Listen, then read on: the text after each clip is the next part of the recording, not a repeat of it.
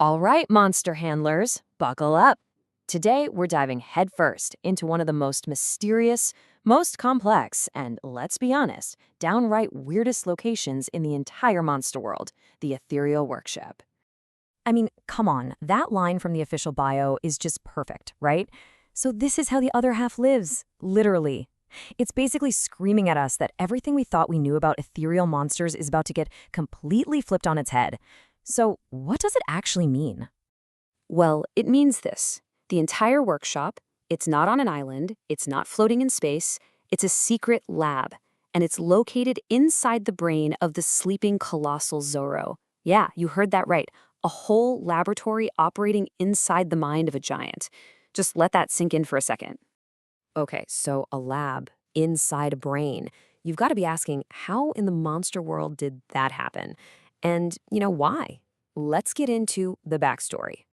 So, for the longest time, right, ethereals had this limit. You had your one element guys, your two element guys, and that was pretty much the end of the line.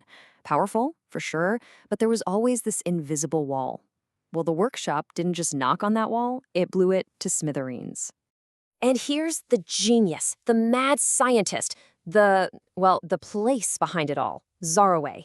This isn't just some big sleeping rock. No. Zaraway is awake on the inside, using its own mind as a petri dish to see just how far monster creation can really go. So, how does Zaraway actually pull this off? Let's talk about the science of it all. The science of synthesis.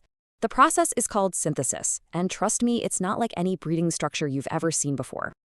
It all starts with these little guys, meebs. They're the secret sauce, the absolute key ingredient. Think of them like little elemental sponges. They're these special critters that can just soak up and hold on to the raw energy of all 5 ethereal elements. Plasma, shadow, mech, crystal, and poison.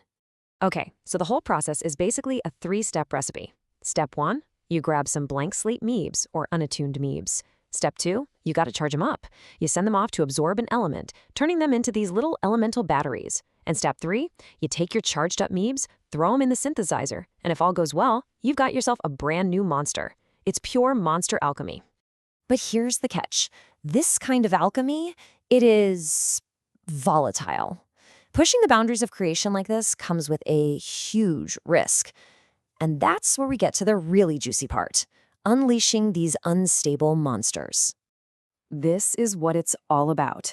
For the first time ever, we can make triple element ethereals, quad element ethereals, and yes, even the legendary quint element ethereal. These are monsters people thought were flat out impossible. But, and this is a big but, the more power you try to cram into one monster, the sketchier the whole thing gets. And that brings us to this key concept, instability. It is the name of the game here.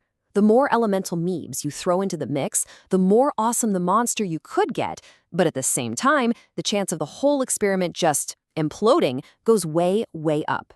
It's the ultimate high-risk, high-reward system. And you can really see how this plays out. I mean, going for a triple element monster, the instability is there, but it's manageable, it's low.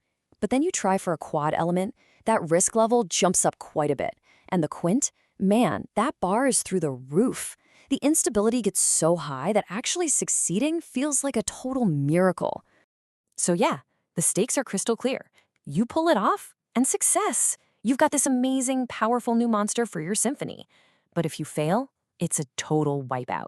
The synthesis just fizzles, your meebs are scrambled, and all that hard work is just gone. You're right back at square one. So you might be thinking, why even bother? Why go through all this stress and risk for these creations? Well, for Zero, it's not about making the strongest monster. It's about making a new kind of music, an ethereal symphony. This is the whole point right here. Zorro's goal is to create a symphony of synthetic sounds worthy of the name Workshop. It's an artist at work, a composer trying to make music that literally no one has ever heard before, using these brand new, impossible monsters as its instruments. And the song itself is just as complex as the monsters singing it. We're talking intelligent dance music, or IDM, cranking along at a speedy 140 beats per minute. It's this super intricate, layered track by Dylan Cole that sounds like a science experiment, all electronic and complex. The quint element monster, B. Mebeth, just spells it out for us. Our song is simply too unstable. The music is the instability. The whole vibe of the island, the risk, the reward, it's all baked right into the song itself. It's not just a game mechanic, it's the whole point. Okay, but a place this powerful, this volatile, you just know it's got some skeletons in its closet. So let's dig into the workshop's secrets. So why the secrecy? Why hide it all away inside a brain? Because it has to be a secret. These new monsters are so powerful and so unpredictable that if they got out, well, they could throw the whole balance of the monster world completely out of whack. It has to be a contained experiment. And just when you think you've got it figured out, there's one last twist. Turns out, Zare wasn't the first one to set up shop here. The workshop was built on the ruins of an even older, abandoned lab. And get this, the lore hints that it might have belonged to Galvana, the creator of the Wabox.